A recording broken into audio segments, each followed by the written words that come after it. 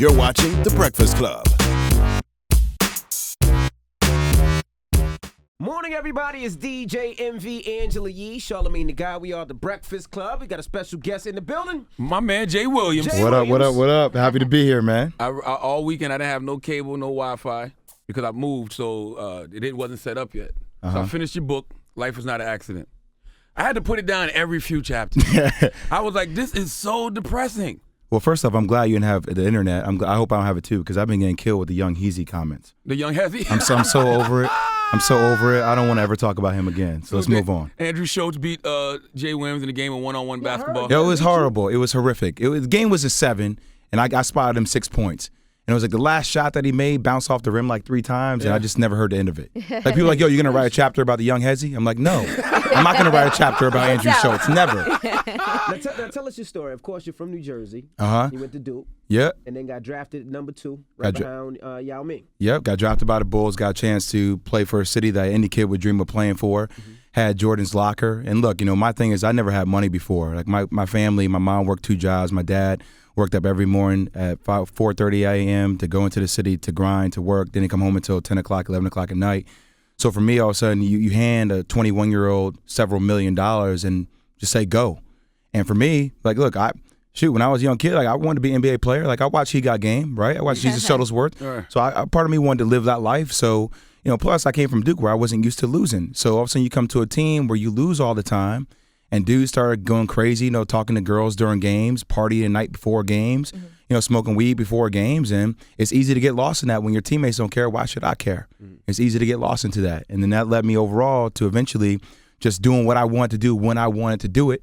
And I bought a motorcycle just because I was bored. I had nothing else to do. And I was, like, who isn't invincible when they're 21 years old? Right. You know what I mean? Who doesn't live their life and make mistakes and look back on things like, damn, that could have been a lot differently. Right. And for me, my mistake just ended up hitting a utility pole going 70 miles per hour, which changed my life. Now, what happened now?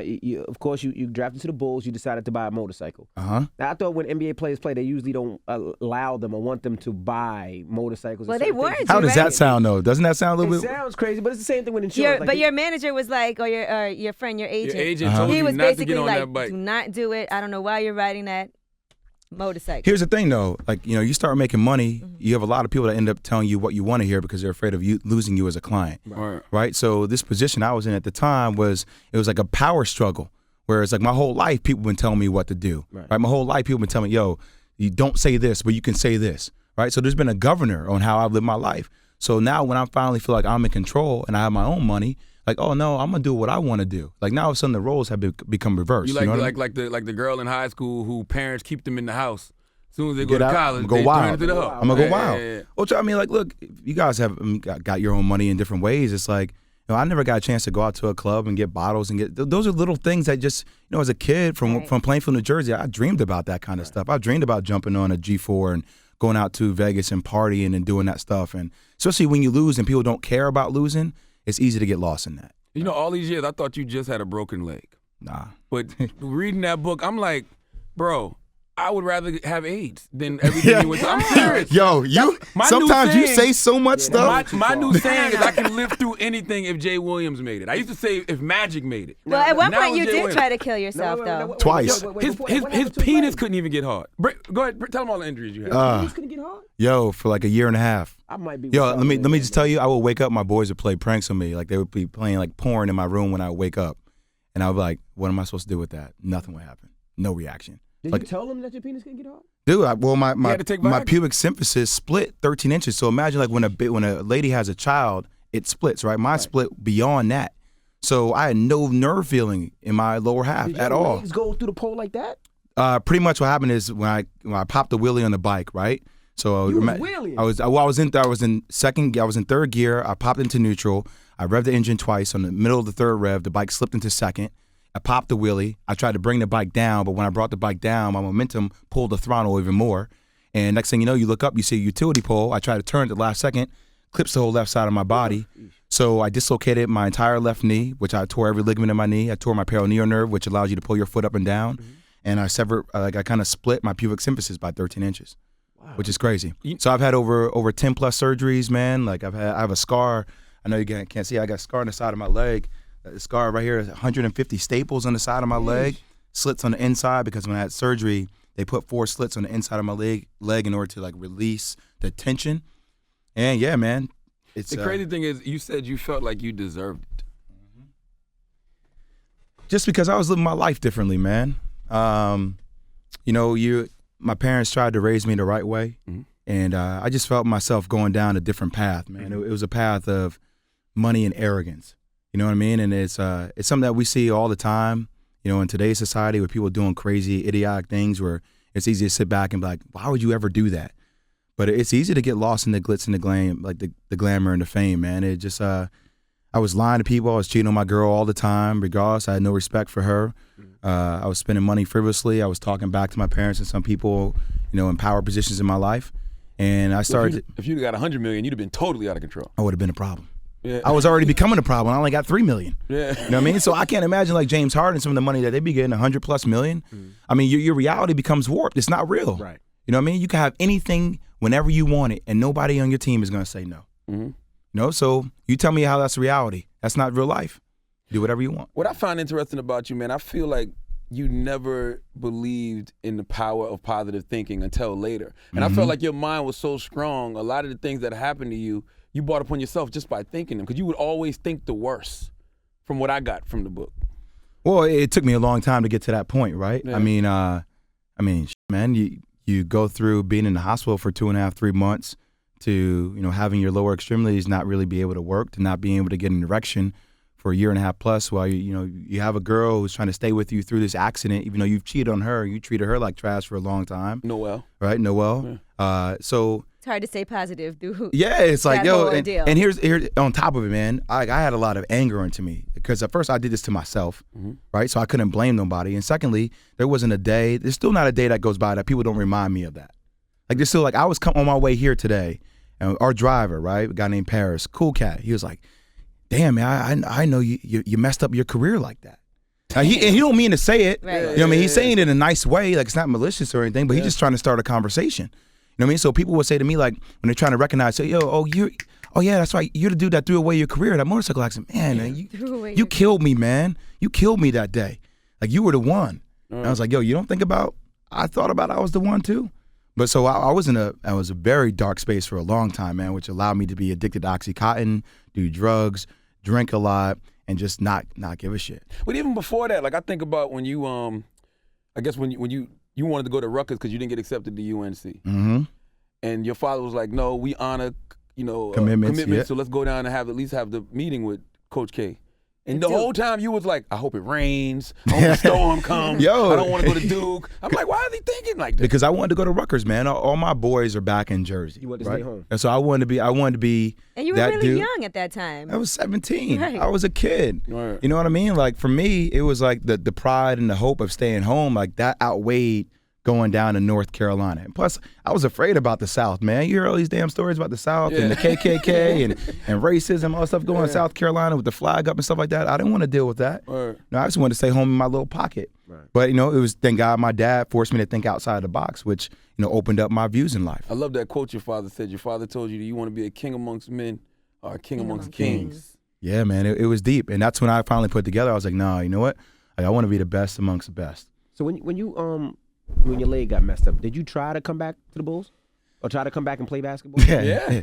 Key word, try. Try. What happened? You just couldn't do it. Just You know what it was, man? Like the biggest part of my injury was my drop foot, right? So, you know, I was telling you about my nerve before. So when my nerve got severed, like I lost the ability to pull your foot up. So imagine that, right? So, you know, you don't think about picking your feet up when you walk. You just naturally do it. Right. So I had to have a surgery on my left foot, which is kind of crazy, where they cut the tendon off the inside of my foot and they moved the tendon to the top of my foot. So when I thought about walking with my left foot, I thought about pulling my foot inward, which will barely pull it up. Right? So when you walk my right foot, I'm thinking about pulling up. My left foot, I'm thinking about pulling inward. Right? So it's difficult to teach yourself how to walk again. Get alone, play basketball, and take notes. I was tripping over myself left and right, man. I could be walking down the street and just fall for no reason. It's like, you okay? I'm like, no, I ain't okay. I just can't pick my damn foot up. Right. So, you know, that was the biggest hurdle for me to overcome that I couldn't get over. Once I think it was some mental too, though, because when you got with the Nets, you was saying they only got me here because I'm from Jersey. I'm like a charity case. Yep. That was a consolation prize, man. But you worked hard to get back to that point. I did. Look, I made it all the way back to that point, but also, you know, I had turned down opportunities to go to other franchises because my girl was in Jersey. And you talk about trying to redeem yourself, right? Like I had treated her such a way before where I was like, nah, I'm going to make this work with her. So I'd rather go to New Jersey. They accepted me. And then they drafted another player, from UConn that same year at the same position. Mm-hmm. So it was like, why am I even here? Like I had no chance to really make the team. It felt like it was more like a publicity thing for them than me really having an opportunity to actually make the squad in the first place. Right. You beat yourself up too because you said you couldn't even kill yourself, right? Tried to kill yourself a few times. Tried that 2 times. Yeah, the first time was an epic fail. I just wasn't even strong enough, man. Like I weighed 205 pounds. I played at 198. You tried to hang yourself? No, Nah. your mom walked in, right? Yeah, Didn't she nah. walk in? If I hang myself, that might have worked. You said you were too heavy. I said, well, I tried to. Well, when I got hurt, when I was in the hospital bed, like in the 3rd and a half, 4th month, I only weighed like $160, man. So I was emaciated. I looked frail, like I didn't eat for years. So I tried to take, scissors, the only thing around, and try to scrape them over my wrist. To try to just, I didn't want to be here no more. One day you're going down I-90 in Chicago and there's a billboard of you, like being the face of a franchise that you dreamed of your whole life. Right. And the next day you're being told you may not ever be able to walk again. Like that's humbling, man. And the second time was worse than the first time because I already been addicted to Oxycontin. I was drinking so much. I was like a shell of myself, man. I weighed like 215, 220 pounds. And I just tried to take like 3 to 4 pills. It was whatever was left in the bottle at the time and drank a half bottle of Jack and just like, yo, this is it. And woke up the next morning and be like, why am I still here? Mm-hmm. So I know like a bigger purpose was revealed later. Who saved you that time? Yo, you know what I did, man? Nobody saved me. I mean, what I eventually did was I started to realize that I started to watch all these boards, right? Like all these different companies. And I started to see how all these different CEOs have people they need to answer to, right? So my thing is like, I'm like, yo, who the hell's on Jay Williams' board? Mm-hmm. Like who's on my own board, right? Maybe I should start looking at myself. I should have looked at myself as a company when I started playing, but I was too young and naive to do so. So I'm like, who has the best interest for me, right? So it eventually turned into who's going to hold me to higher standards than I hold myself to. And I started surrounding myself with positive people. Right. Like, yo, you can do this. You can be better at this. Right. You know what I mean? And they started calling me out for the BS I was doing in my life, for partying all the time, not responding to calls, like just saying crazy stuff to people, trying to start fights for no reason, just angry. And I just pulled myself out of it because of them. They helped me get out of it. Our guy, Pastor Carl, was one of those people, right? Yes, he was, man. Yes, sir. Carl saved my life in a lot of different ways. And look, this is not a story about, the church saved my life and all that stuff. But like Carl's a different dude, man. I know you guys had him here in the show. Like first off, when I met him, like I thought the dude who introduced us was more the pastor than Carl was because Carl came with tattoos, dressed like he was some kind of gothic dude, right? And our first basketball game, man, like this guy, it was one Saturday afternoon. I invited him to come play. And we're hooping, and this dude tapped me in the place you shouldn't have tapped somebody when they go up for a jump shot, right? His penis. Like, just hit me in the balls, right? Ball checked you? Ball checked me. You never had that happen to you before? No. Oh, dude, you don't need to play hoops with us. You said You don't Gary get in Payton fights. did that to you too, GP did it to me too. I'm telling you right now, you were getting fights on the court, dude. This man, somebody hitting you in the balls with a closed fist, right? So I said, yo, do that again. I'm going to take the ball. I'm going to throw it at your head, right? He did it again, threw the ball at his head. Before I The pastor? No, that's not a Carl. Carl was on my team, right? I couldn't say that to the pastor. You just did what, pastor? Exactly. So before I even got a chance to engage with this dude, Carl jumped in front of me and started defending me. Now, I'm not going to use the terminology he used, but it was like all of a sudden, all right, this dude got my attention, right? Like I haven't met a pastor who has tattoos, who can hoop, Right. and who actually uses language like that. And the first time I went to church, man, this dude used a line from Belle Biv DeVoe, like a whole, like, this girl is poison. He started breaking down all these analogies about how, people surround themselves with poisonous things in their life. And I was like, yo, is this cat talking to me? Never trust the devil with a big butt and a smile. Exactly. And that's what I've been doing for the past 10 years of my life, right? Yeah. With women, with alcohol, with drugs. Like, I just don't give a shit. Like, I'm doing whatever I need to do in order to deal with my pain. And Carl it was like a revelation, man. He just opened my eyes to. He's like, yo, surround yourself with good people. Like, cut all that poison out of your life. And it was a different way I heard somebody speak to me that I never heard before. That was different than a Baptist or a Catholic church. It was real. One thing you didn't detail in the book, you didn't detail how it felt when you was able to walk again. Like, it kind of went from you getting up on the crutches and then, like, you was back on the court. Like, you did, but you're not just the feeling how you felt when you could just walk without assistance, I guess. The reason why I didn't is because I can't remember how it felt. Really? Because I was so damn busy chasing this past ghost. Like, you know what I mean? Like, yo, this is our society though, right? Like, we always want more, right? So y'all show is blowing up, but eventually it's gonna get to a point it's like, yo, we want to do something bigger. Right. Like, I want more. Like, I deserve this. So for me, for the past 10 years of my life, it's like I felt like I was trying to chase this ghost of what I was able to accomplish in my past. No, I gotta Like I can't even tell you what it was to walk because I was so focused on trying to run and play again. I never took time to be actually present in that moment to appreciate walking. You know what I mean? Like I was so busy trying to remember all that I forgot, all the things I was doing in my past.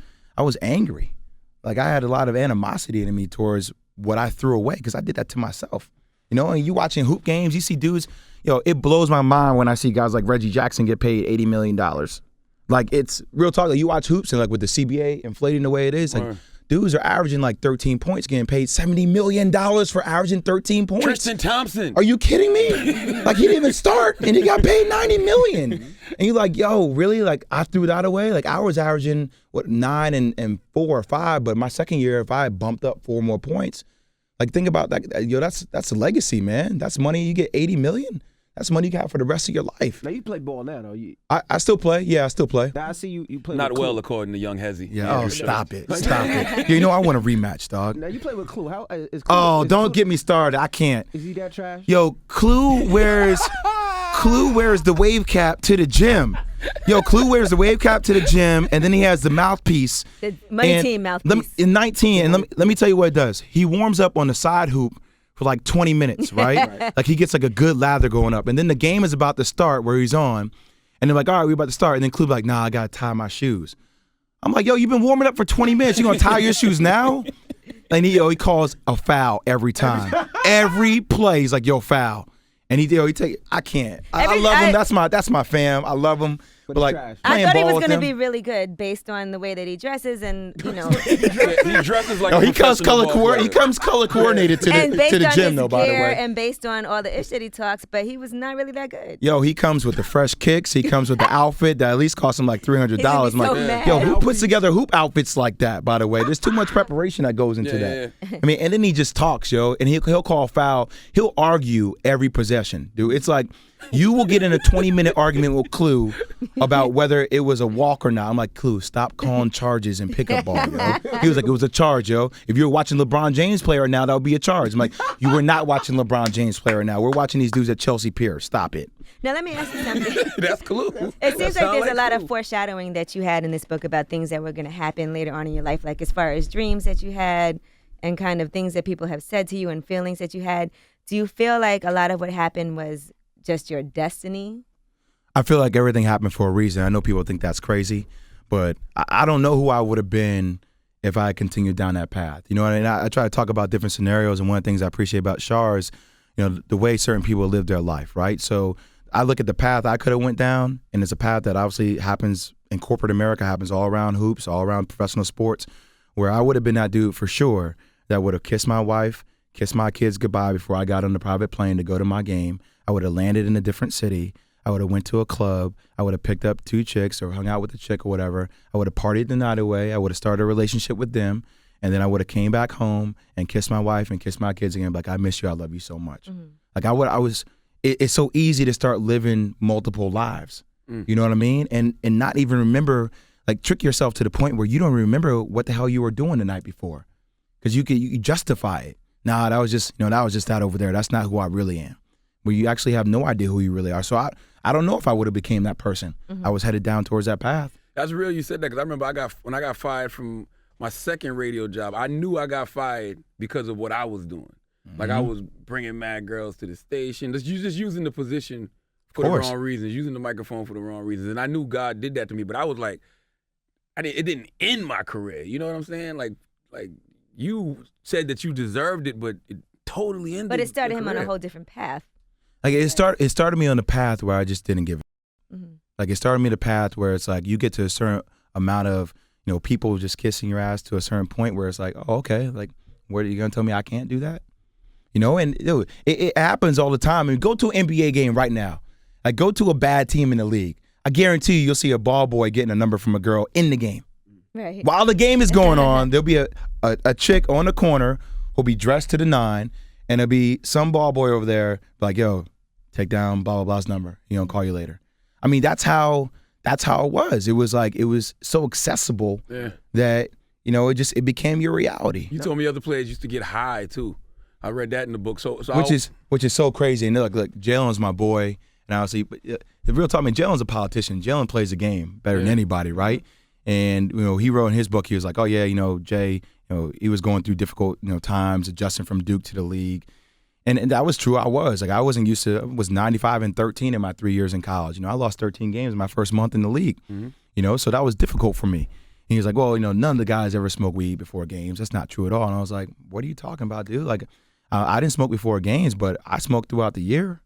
Like, and the reason why I know dudes were high when they play is because I smoked with some of those dudes before. If I smoke with you and I know your eyes are red, and you ask me if I smell popcorn at the beginning of the game, you got the munchies in the middle of the game, homie. Like, you are not sober right now. Yeah. But here's my thing though, like, I don't have anything against it. If that makes you play better, then do whatever you need to do. Right. Like, you didn't name no names. No, I didn't call nobody out, but it's the reality of the matter. Like, what would you rather somebody do? If you're having pain, would you rather them prescribe Oxycontin or Percocet?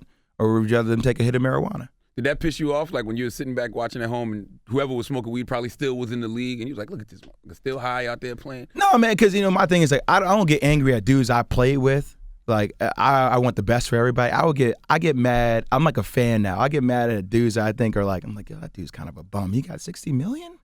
Like, so, that's what gets me salty, right? Like, dudes you play against in the summer, you're like, yo, that got you, really? I busted his ass. Yo, I gave him 30 back in college. It was that kind of animosity I had towards the game. Not so much like, I always wanted guys on my team to make your money, man. Look, they're giving away money. Now, why what's not? the silver lining? Now, I don't hear no silver lining out of this story. It didn't come to the very Don't It didn't wait, come to hold the on, very let's end. not- Maybe It was you a want long people to buy process. the book and you don't want to give everything away. It was a long Tell me process, something man. positive, But man. I It was a long process. But is it still He's like, here. He wrote a book. Have you learned to get out of your own way? Yeah, man. I think my perspective now is that I find humor in life, right? So, prime example, I had to do a radio interview a couple weeks ago, and I was a little bit late because of traffic, and I grabbed a motorcycle helmet, and I came in, and the guy was like, oh, sorry you were late. I was like, oh, man, I'm sorry. There was just crazy traffic, and I slammed the helmet down on the desk, and the dude's like, yo, you rode here? And I was like, yeah, man. I just jumped on. It was just a lot of traffic, and he was like, yo, why would you do that? You hurt me so much. So, like, I laugh at it now. You know what I mean? Like, I'm a lot more positive in my You don't ride outlook. motorcycles no more. No, I ride in trucks, man. I like things with a lot of steel around me. Okay. Feels a lot more safe that But way. you never went broke, though, because your parents never spent your NBA money. No, we saved my money, man. And that was the cool thing about it. I spent all the money that I had from endorsements. Like, I had multiple endorsements. So you look at the big scheme of things, man. Like, my thing is that everybody's had some kind of accident in life. Now, look, mine may have been on a crazy scale, or the Richter scale, right? But I've had some friends that have gone through a divorce where, like, they've been in a rut for like 3 years. I'm like, yo, let's go, pick up. I've had dudes that lost their job, or I've had friends that have lost their kids, right, through childbirth, or the kid gets in an accident. So everybody's had some kind of accident, but it's like, how the hell do you pick yourself up and find, life is all a matter of perspective, man. So I look at my life now as the prism that, you know what, things happen, but like no longer am I shunning that pain away. I'm like, yo, it's a part of my story, and I love it. I gotta embrace it. If Jay Williams tell you to get over it, get over it. Absolutely. Because if you can get over what you got over, I'm dead serious. When I was thinking about this when I read about, I was like, yo, would I rather went through a Magic? You said went you'd through rather have AIDS? or HIV? Well, there's no Okay. cure I for don't that. Yeah, I mean, that was. I don't But know if no. See, What Jay went through I'm happy that I'm mentally- seeing the looks from both of you right now, because when I'm at home and he says stuff like this, I have the same look. I have the same look. I'm like, I wonder if Angie and him are thinking the same thing. Okay, I don't HIV. agree. Magic Johnson's level of HIV. Okay, well, he has the money to cure it, though. Yeah. But what you went through mentally and physically, I don't think the average person could have survived that. I really don't. Well, the one thing I can't survive is a young hezzy, so I still can't get over Well, it. why haven't you because when I'm reading your story, I'm like, damn, why haven't you taught young kids how to play? Because you were dead nice. You're from Jersey, and there's 1,000,001 AAU teams that would love for Jay Williams to show them how to play ball. And show Yo, them well, how to dribble. And I show them how to shoot and all I that. tried to do that, not like on the coaching aspect, but I tried to become an agent. Like, I tried to work for an agency, and I saw how crooked the game was, and this left a bad taste in my mouth. I mean, i.e. Kevin Love, right? So when I was working for the agency, we were trying to recruit Kevin Love. Right. Now, look, these AAU programs are like 501c3s, right? So you can give them as much money as you want, and in return, they provide access to the kid. Right. So I knew our agency, had given their AAU program some money. I didn't know it was $250,000. Yeesh. Like, that's the kind of money you're talking about for access to a kid. So, Kevin and I had built a relationship, right? Like, we were cool. Like, I didn't know if he knew what was going on. I never really talked to him about it. He was smart. He was a savvy dude. I figured he would probably figure it out. Sat down with his parents multiple times. Like, everybody seemed like they knew what was going on and was cool. And then out of nowhere, like, I guess, Yahoo got wind of the story. and they broke a story. And the story wasn't about the agency, our agent at the time, or about our agency. The story was about me. And it was like, oh, Jay Williams trying to be an agent, giving money to players, blah, blah, blah. Wow. And just blew the whole thing out of proportion. And Kevin Love got, he got quoted saying, why would I ever want to sign with an agent through his career away in a motorcycle accident? Wow. Like straight up. So that was the one that led me to my second attempt at suicide, because I wanted to go to UCLA with a bat and bash Kevin Love's legs in. Yeah. I was like, yo, you gonna throw me underneath the bus like that? Like you just hit Well, actually, me. he threw you underneath the motorcycle. Yeah. Same thing at this time. I'd rather have been a bus. Yeah. But it was like, yo, I'm like, you just sent me a text. Like, yo, like we all good? And then that came out. Like, so it was like, that's the kind of stuff that was just, it was so crooked. And then seeing how money was being funneled to some coaches too. Like it was, the system is so warped and it's so just crazy that it's like a needle in a haystack in order for you to get a kid. I was wondering if you could get Kevin Love in trouble for that, because you said that, I don't know if he took the $250,000 or somebody. Or his AAU program took it. Yeah. I don't know where the money went to. That's not my Is responsibility. that legal? Yeah, because they're charities. It doesn't go to the They're all kids. charities. It goes. Gotcha. It's for the kids, Right. supposedly, quote unquote, the kids. Gotcha. You get to fly the kids around, travel, and all that. Gotcha. Uniforms. I mean, so it's like a needle in a haystack, because you got the shoe companies that are buying for the kids' services. You got the coaches that are affiliated with the shoe companies that want the kids to go to their school. Big business. Like, man, look, these coaches are getting paid like $6-7 million a year. And you feel like the college players should definitely get paid. Damn right. Without I mean, question. the NCAA sold the rights to the tournament for $10.6 billion. Damn. $1 billion. So I know college coaches that get paid more than NBA coaches right now. So here's my thing, Char. Like, you got shoes on, right? Like, you're wearing Timbs right now. So say you walk around the Timbs for 10 days, and somebody on Twitter or IG is like, yo, I want those Timbs. I pay you $10,000 for them. Would you sell it? You damn right, they're mine. Okay, great. You would sell it. They're yours. I couldn't do that. Like, I have shoes. Like, I've been wearing these Nikes for the past you can't 2 sell months. Your own shoes. And I can't sell my own shoes, because then I'm labeled as a cheater. Like, because I'm taking money now. Whereas everybody else can make money around me. Like the Off coaches, of the me. assistants. Like, my jersey sale did over $2.5 million my last year, but I can't get a percentage of that. I can't get anything. I can't believe that has not been changed yet. That No, it's like system is it's so almost like flawed. indentured servitude, man. It's like the man saying, like, no, you're going to work and you're going to do this, and everybody else is going to profit, and you should be lucky because you get a $35,000 dollar education per year. I think that's whack, because I feel like college sports is like amateur ball. So what about all those guys who don't go pro? Because what's the percentage? Like 0.0001 Yeah, go it's to the pros? it's a crazy percentage. Yeah. So my thing is like, and here's the thing about it though. So most of the cats don't even go to school. All I gotta do is get by my first semester. So if I get all D's and I get 1 C, like, I get by. So all of a sudden I'm eligible to play. So I don't have to go to school the second semester. I can just kick it, do whatever I want, and play, and then I'm going to the league. I'm out. So I don't get any money for that, or for all the dudes that do stay and graduate. Like, maybe you take a small percentage of what each program earns, and you put it in escrow, and you say, okay, if you graduate, if you maintain this GPA, you're entitled to this percentage of money. At least incentivize the kid to get some kind of money out of the whole thing. Absolutely. Now, last question. Seleta Ebanks. Oh, Lord. Now, you spoke about her in the book. Mm-hmm. You said she was kind of crazy. Do you want me to expound? Yes. Shaw, you always going, I love you. Seleta's a cool girl. It was just when I went through that time, I was a little bit crazy too, though. So it was one of those things for me, I was mad insecure, right? I'd never been with somebody like that. Okay. So I'd never been with somebody who would mess around with Nick Cannon, somebody who mess around with Osio Manora, right? From that life. And for me, like, I wasn't used to, like, you gotta understand, like, what I just came out of around that time, like, I had got the spotlight for a minute, and then it all went away, right? It was like 1 second, you're this dude, next second, you're this dude that failed, and everybody's making fun of you. So all of a sudden in the way, it was like meeting her randomly in the Cayman Islands with my mom. Thank you, Mom, for that bounce pass, by the way. It was unbelievable. I never had somebody do that for me before. So it was like almost in a way, it was like, okay, like, this is how that life is. And I wasn't used to that life, man. I was used to going out and hanging out with my friends, but I always seen the car services, all the things that came along with dating somebody like that. So for me, like, it just culminated, like, alcohol makes people do crazy things. So, right? because you said she had a drinking problem too in the book a little. Well, I think everybody has a drinking problem to a certain degree. I mean, we were out partying, Gotcha. and then just the way that whole night went down was so epic, because you get a chance to hang out with somebody like Serena Williams, and she's such a lioness, but she's so, like, laid back. And so you go to a club, and I'm just talking to a girl who dated one of my friends, and then just to have your girl at the time black out on you and just dip, and it was like one of those, like, it was the perfect moment, because as soon as she dipped, you see like 7 bottles come out with sparklers, and all of a sudden your table went from being like 13 to 2 people, you and your boy, just like. Well, you got to paint the story for people who, Yeah, because I'm confused. Jay's with Seleta.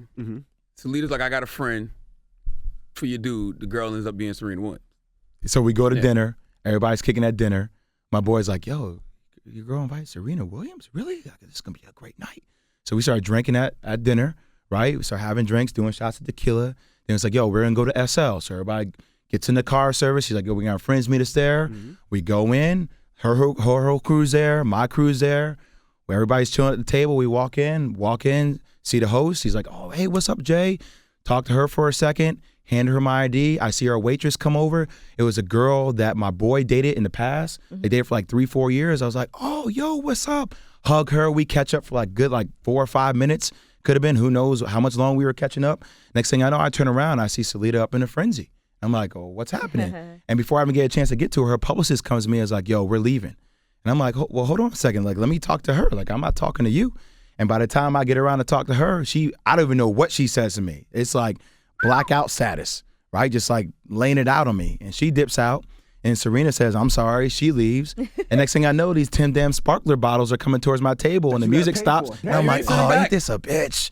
Why didn't you send the drinks back? No, man. They already opened those bottles. It's too late. Yeah, it was already locked in, man. It was already locked in. Now, I heard you was stalking Salita for a while after that. Well, I don't know about stalking. It was cool. I didn't stalk her, but it was her side said stalk. Yes. I define stalk. I don't know. I didn't get into the details. Show up at her house. Calling, following, chasing down. No, I don't know if I was stalking her. I was calling her, be like, what's up? What's going on? I liked her, yo. And at the same time, I got to know who the hell I was becoming, right? Like, I'm not going to sit here and say I wasn't. Like, I liked her. And she was, what age was this? I was like 24, 25. Oh, okay. And, oh, yeah, by the way, when I met her, though, she was the laid-back, chill Salita. And this is not me going against Salita. She's a great girl. She'll make anybody happy. But, like, Salita in the Cayman Islands was different than Salita running the show. Right. When she was back in New York. They were two completely different people. Mm-hmm. And that's fine.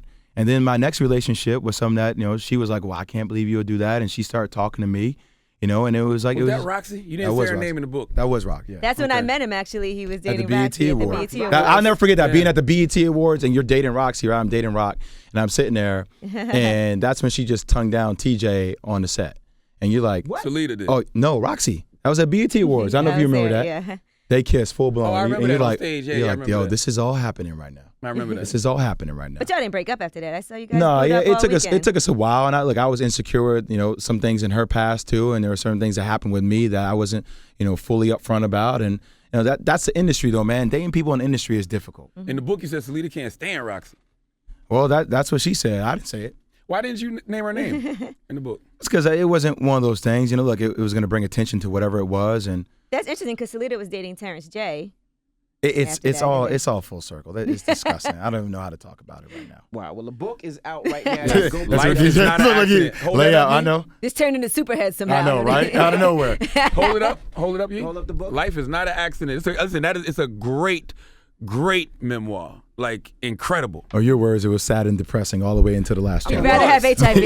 It made me feel better about HIV in the whole scheme of things. It will make you feel better about whatever you're going through. Like when people say you take your problems and put them in a barrel compared next to somebody else's, you'll snatch yours back. This is the one you Yo, and I know Rock is your girl too. I know y'all are family, right? Yeah, Rock is cool. Yeah, so she's still cool too. So look, there's no beef. I don't have no beef with nobody. I know, all I'm saying is, you're 24, 25 years old.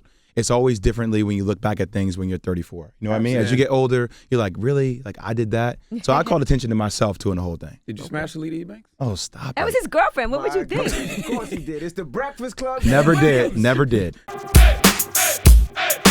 Breakfast Club. Every weekday morning. Tune in.